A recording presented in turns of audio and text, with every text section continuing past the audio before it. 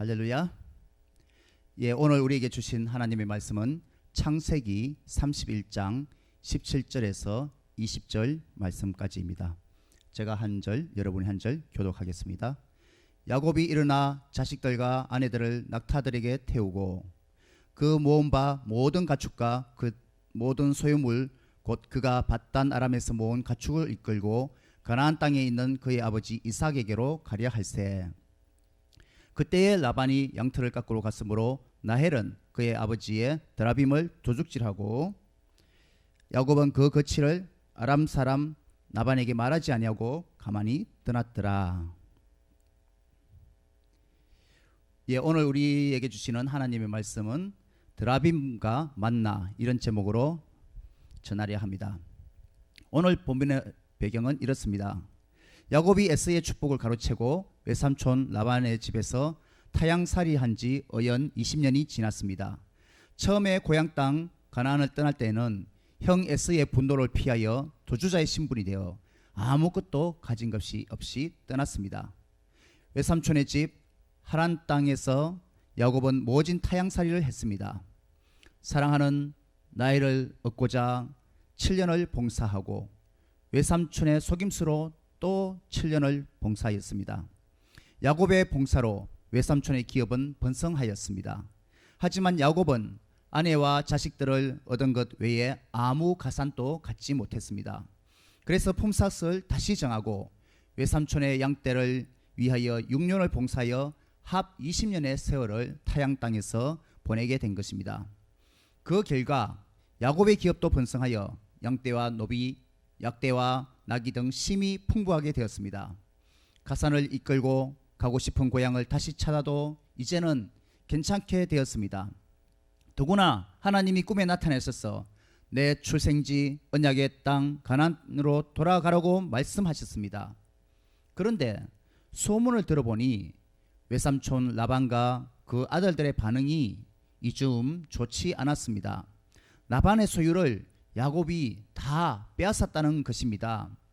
거의 20년 동안 성실과 노력으로 경영하고 봉사하였음에도 불구하고 거기다가 외삼촌은 품삯을 10번이나 변역하였습니다. 이제는 야곱의 기억이 번성하니까 분위기가 심상치 않게 된 것입니다. 이를 감지하고 이제는 야곱이 가족회의를 열었습니다. 이 일을 의논하고 레아와 라헬은 하나님이 이르신 대로 이곳을 떠나자고 전적으로 야곱의 말에 찬성하고 떠날 결심을 하게 된 것입니다.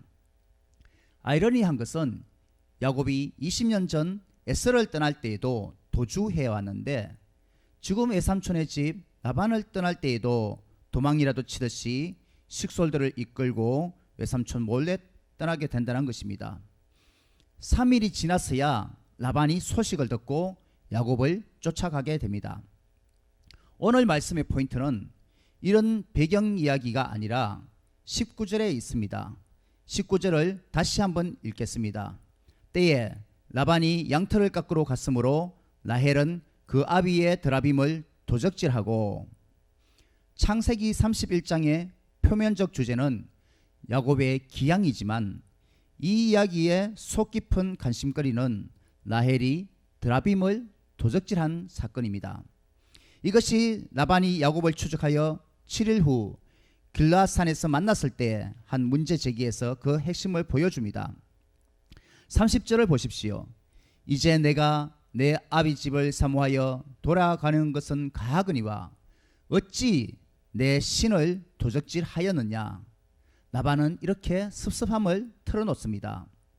아니, 내 사이가 고향으로 돌아간다고 소식을 알려줬으면 잔치를 열고 즐거움으로 딸들과 손자들에게 작별 인사를 했을 텐데 어찌하여 포로로 잡아가는 자같이 급히도 그리고 몰래도 나를 도망하였느냐. 참으로 섭섭하다. 삼촌이 한 말의 핵심은 내가 고향집을 사모하여 돌아가는 것은 좋다. 하지만 드라빔을 훔쳐간 것은 무슨 연유냐 하는 것입니다. 여기서 라헬이 훔쳐갔다는 드라빔은 무엇입니까? 드라빔은 라반이 살던 메소포타미아 지역에서 섬기던 일종의 우상이었습니다. 크기는 라헬이 낙타 안장 아래 숨길 만큼 아주 조그마한 것부터 사사시대를 지난 후 사람의 크기만한 것도 있습니다. 드라빔의 용도는 지금의 이라크에 있는 누지란 곳에서 토판이 발굴되어 알 수 있습니다. 아브라함이 성장했고 라반이 살았던 북메소포타미아 지역의 하란 근처에 누지라는 곳에서 1925년에서 1931년에 걸쳐 고고학 탐사가 있었는데 이곳에서 토판이 발굴되어 족장시대 당시의 사회생활과 간섭을 알려주는 중요한 자료가 되고 있습니다. 그 기능은 첫째, 드라빔을 가진 자는 조상의 재산 상속권에 대한 합법적인 권리가 있고 상속자만이 소유할 수 있습니다. 대대로 섬겨오던 조상신을 형상화하여 새기고 이 조상이 가정의 수호신이라 믿었으니 전 세계 조상 숭배의 기원이 됩니다. 실제로 어떤 가정에서 상속권 분쟁이 나서 법정에서 그 가정의 우상인 드라빔을 제시한 자가 결국 승리했다는 사례가 있습니다. 이런 사회적 배경 아래서 보면 왜 라헬이 목숨을 걸고 드라빔을 도적질하고 또한 이를 찾기 위해서 라반이 7일 길을 쫓아와 온 장막을 뒤진 이유를 어느 정도 이해할 수 있습니다. 둘째로 드라빔은 히브리어로 테라핌, 이 말은 평안, 보호자, 안위자, 육성하는 자들이라는 뜻을 가지고 있습니다. 이 수호신이 가정의 행운과 번영을 가져다 주는데 특별히 출산과 다산의 상징으로도 사용이 됩니다. 라헬이 왜 그토록 드라빔에 대하여 애착심을 가졌을까? 생각해보면 그녀의 자식에 대한 집착과 욕심 때문이라고 할 수 있습니다. 창세기 30장 1절에 보면 나로 자식을 낳게 하라, 그렇지 아니하면 내가 죽겠노라 하고 야곱을 괴롭힐 정도로 그녀는 자식에 대해서 집착했고 언닐 레아가 먼저 자식들을 낳은 것에 대해서 시기하고 여종 빌하를 첩으로 줄 만큼 자식을 얻고자 경쟁했던 것입니다. 그녀의 진정 첫아들 요셉을 낳고는 그 이름 뜻이 여호와는 다시 다른 아들을 내게 더하시기를 원하노라 할 정도로 그녀는 다산에 대한 욕심이 가득했고 결국 베냐민을 낳다가 난산으로 죽었지만 살아 있었다면 계속해서 아들을 보고자 원했을 것입니다. 그랬다면 야곱의 족속이 12족속이 아니고 13, 14, 15이 될지도 모릅니다. 그런데 결국은 베냐민을 낳다가 죽고 말았죠. 셋째로 드라빔의 기능은 종교적 용도로 점을 치는 데 사용되었습니다. 라반이 드라빔이 없어진 사실을 금방 눈치챈 것처럼 그토록 일상생활에 밀접해 있었다는 것이죠. 사사시대에 미가의 신당에 드라빔이 있었고 사울의 딸 미갈이 드라빔을 침상에 눕혀 대적들 앞에서 다윗 대신에 위장한 것을 볼 때 사사시대를 거치면서 그 크기가 커진 것으로 추정해 볼 수 있습니다. 사사시대, 왕권시대, 남북 왕조시대에 이르기까지 각종 우상과 드라빔 숭배가 만연하여 하나님의 율법이 존중을 받지 못하는 시대가 되어버렸습니다. 따라서 요시야는 종교개혁을 통해 점술과 우상의 대상인 드라빔을 무당 및 마술사와 같이 추방하고자 했던 것입니다. 내게 있는 드라빔은 무엇입니까? 외삼촌 라반이 야곱에게 너희 중에 누군가가 내 드라빔을 도적질해 갔다고 했을 때 야곱은 그 장본인이 자신의 가장 사랑하는 아내 라헬일 것이라고는 감히 상상도 하지 못했을 것입니다. 그런데 왜 하필이면 라헬이 드라빔을 훔쳤을까 하는 것이 오늘 우리가 묻고 싶은 의문점입니다. 잘 아시는 대로 라헬은 누구보다 야곱 옆에서 하나님의 도우심을 지켜봐 온 사람입니다. 20년 전 야곱이 밧단 아람으로 도망쳐 왔을 때 그녀는 아비의 양을 몰고 가다가 처음부터 야곱을 만났습니다. 그 20년을 야곱과 함께 하면서 야곱이 어떻게 하나님을 신앙하고 또한 하나님이 여호와를 절대 의지하는 신앙인 야곱을 어떻게 도와주시는지 곁에서 자세히 듣고 지켜보았습니다. 부부의 지연을 함께하면서 야곱의 조상 아브라함의 이야기와 시아버님이 되시는 이삭의 재물 이야기도 전해 들었을 것입니다.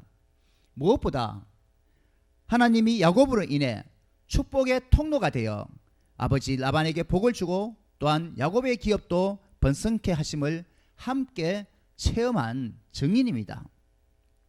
그런데 이제 야곱의 고향 하나님이 축복하시리라 약속하신 가나안 땅으로 돌아가는데 왜 하나님만을 바라보지 못하고 세상의 우상 드라빔을 훔쳐서 몸에 간직하고자 했을까요? 라헬의 드라빔 사건을 오늘 나에게 적용해보면 어떻겠습니까? 어떻게 보면 라헬에게 있어서 드라빔은 하나님 외에 내가 의지하는 비상수단이라고 할 수 있습니다. 바꾸어 말하면 일종의 보험과 같은 것이 라헬에게 있어서 드라빔입니다. 야곱을 따라가다 중간에 어려움을 만나면 어떻게 하나? 혹이 일이 잘못되어 야곱 때 아버지 라반의 식구들 사이에 전쟁이 나도 재산 상속권자라는 표시가 있으면 야곱의 기업을 다 빼앗기지는 않을 것이라는 안도의 계산을 드라빔과 함께 마음속에 간직하고 있었을 것입니다. 사랑하는 성도님 여러분, 우리들 마음속에는 혹시 이런 드라빔이 없는지요? 하나님 외에 내가 의지하는 모든 수단, 이것이 오늘날 우리들의 드라빔이 될 수 있습니다. 하나님을 찾지 않아도 내가 믿는 구석이 있어 당장은 어렵지 않다고 생각한다면 그것이 세상의 드라빔, 나에게 숨겨진 드라빔입니다. 흥미로운 사실은 겉보기는 교회 잘 다니는 사람도 드라빔이 한쪽 구석에 보험처럼 간직되어 있을 수 있다는 사실입니다. 라헬은 야곱과 함께 20년을 여호와 하나님에 대해 배우고 신앙생활을 하여 믿음에 문제가 없는 것 같았지만 여전히 그 드라빔이 속에 숨어 있었습니다. 하나님 외에 의지하는 수단. 어찌 보면 바다나람에서 타향살이한 야곱처럼 우리들의 이민생활도 이런 점이 비슷한 점이 있을 수도 있습니다. 혹시 교회 잘 다닌다고 아니면 전에 결단한 적이 있었다고 하지만 나도 모르게 간섭과 문화처럼 경력처럼 가만히 내 속에 흘러 들어온 이방사상, 그런 이방사상은 없습니까? 아세라 신상같이 드러내놓고 우상을 섬기지는 않지만 내가 크리스찬이니까, 그런데 그렇게 드러내놓고 우상 숭배하지는 않지만 마음속 한편에 여전히 조그마한 드라빔이 없는지 나 자신을 살펴보면 좋겠습니다. 너희 중에 이방신 드라빔을 버려라, 이방신상을 버려라. 오늘 말씀을 준비하면서 너무나도 꼭 맞는 복음성 가사가 생각났습니다. 제가 가사를 읽어드리겠습니다.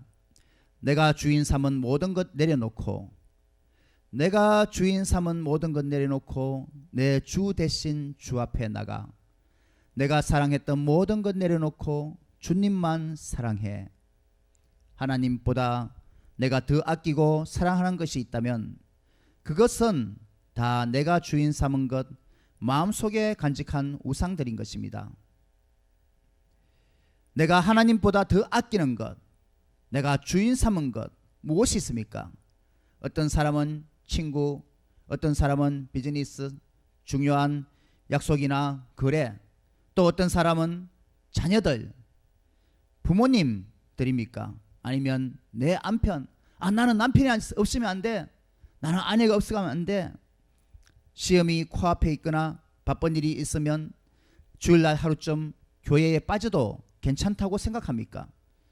주일 성수를 주장하는 신앙인들은 융통성이 없다고 혹 생각하셨던 적이 있으십니까? 하나님은 아브라함에게 자식이 필요함을 아시고 이삭을 주셨지만 그 자식이 하나님보다 더 아끼는 것이 될 때 하나님은 아들을 바치라고 말씀하셨습니다. 혹시 우리 기독교 내에 있는 이방 풍습은 없습니까? 결혼 날짜나 중요한 이벤트가 있을 때 길이를 따지는 교인들이 많습니다. 의외로 많아요. 날짜 받아야 된다고. 그런데 결국은 점집에 가서 그런 날짜를 사람들이 상담합니다.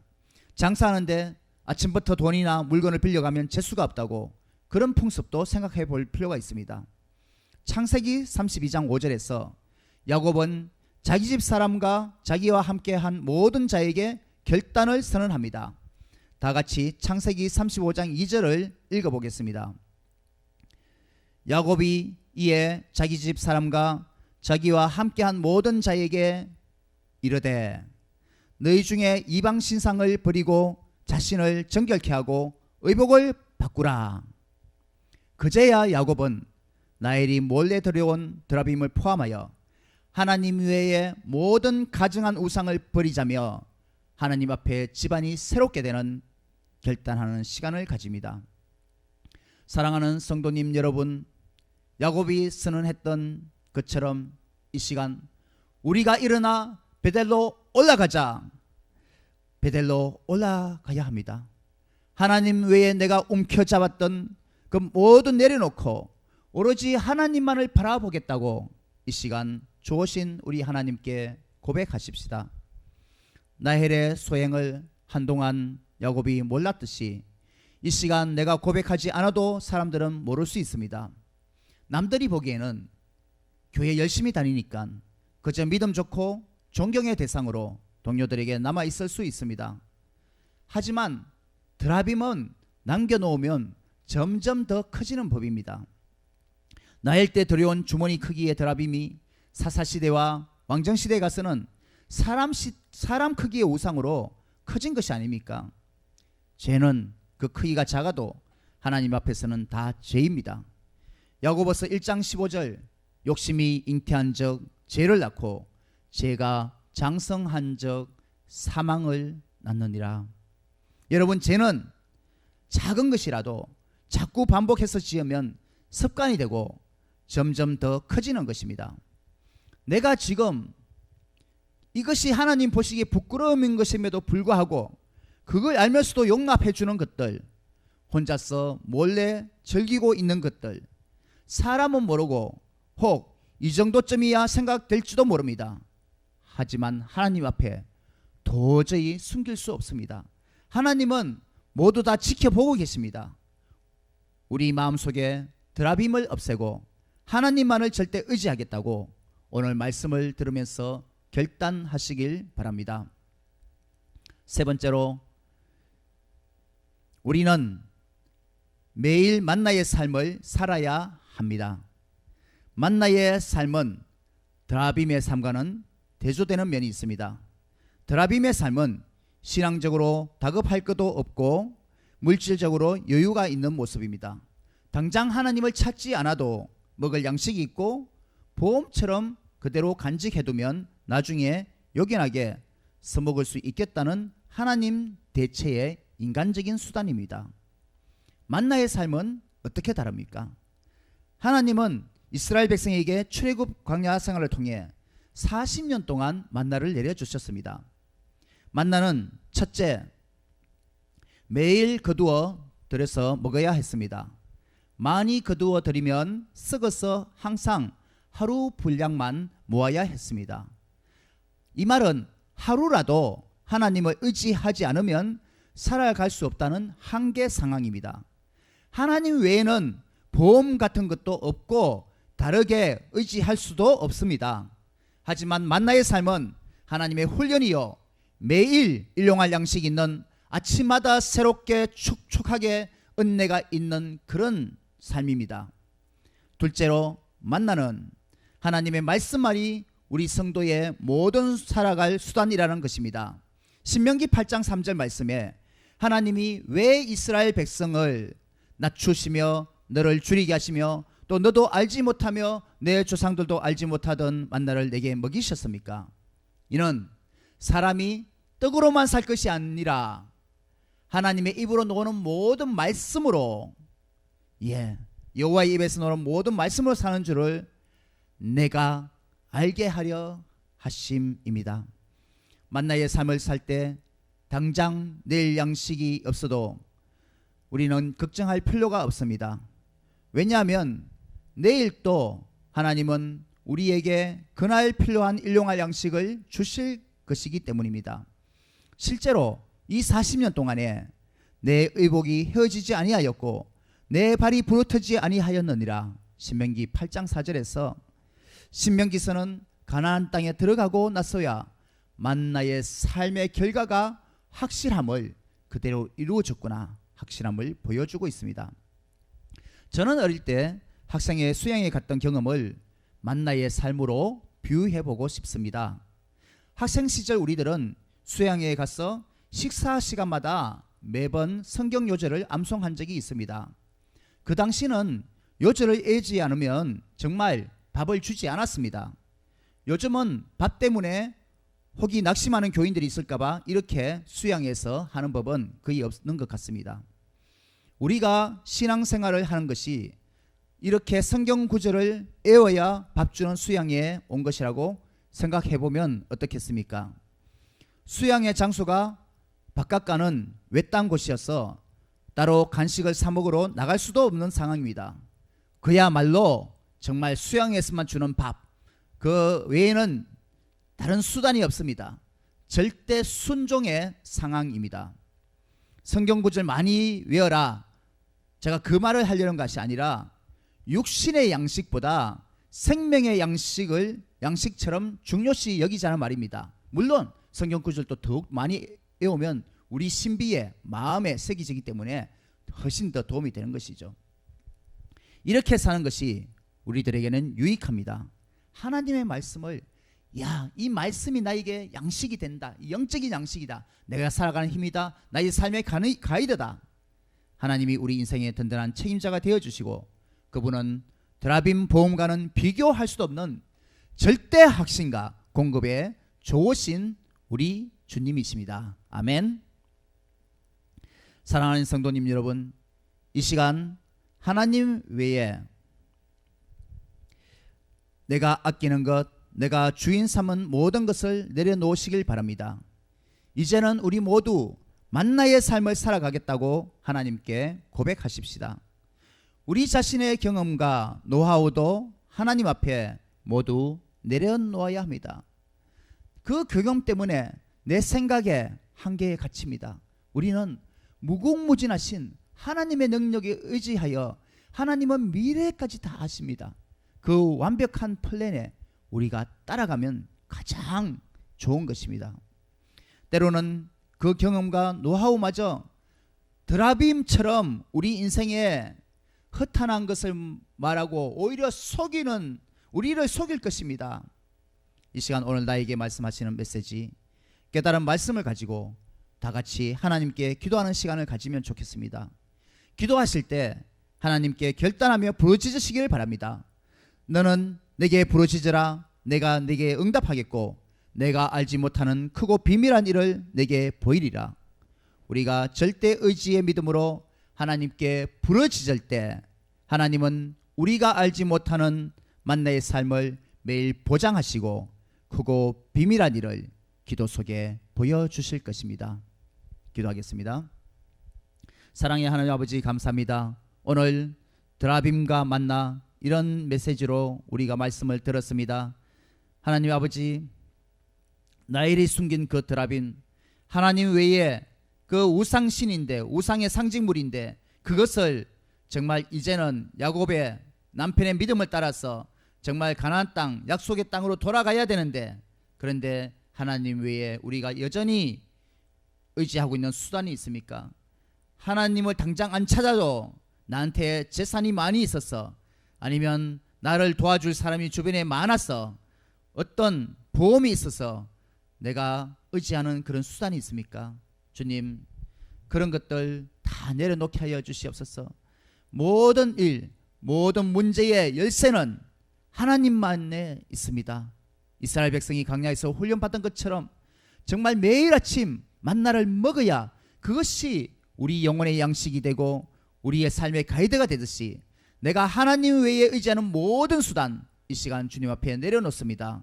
이제는 하나님만 바라보고 하나님 말씀만 바라보고 하나님의 뜻과 가이드만 바라보고 나아가게 하여 주시옵소서. 성령님, 나에게 시간 때때로 나에게 지시하여 주세요. 그래서 하나님의 뜻을 나에게 가르쳐 주세요.